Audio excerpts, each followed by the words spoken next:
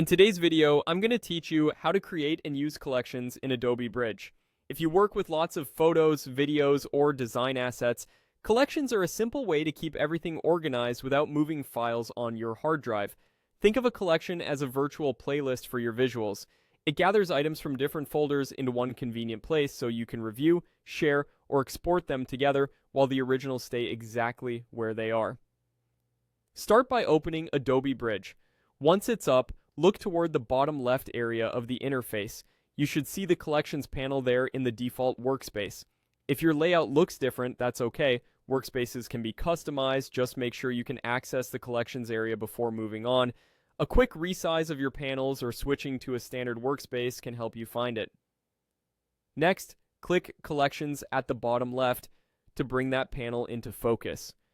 This is your hub for creating and managing groups of assets. Inside, you'll see any existing collections you've made.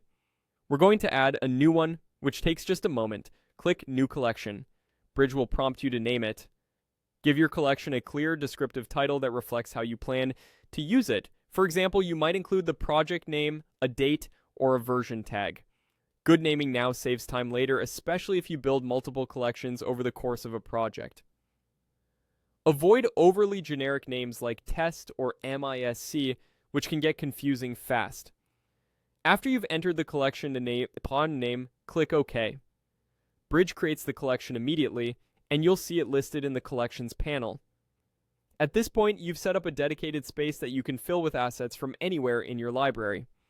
A few helpful notes as you begin using it. Collections are references, not duplicates.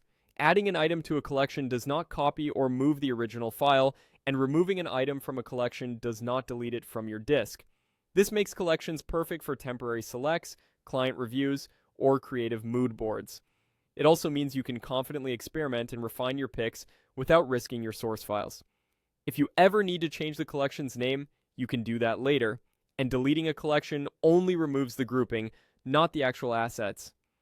That's all there is to creating a collection in Adobe Bridge. With this structure in place, you're ready to gather your best work efficiently and keep your projects organized from start to finish.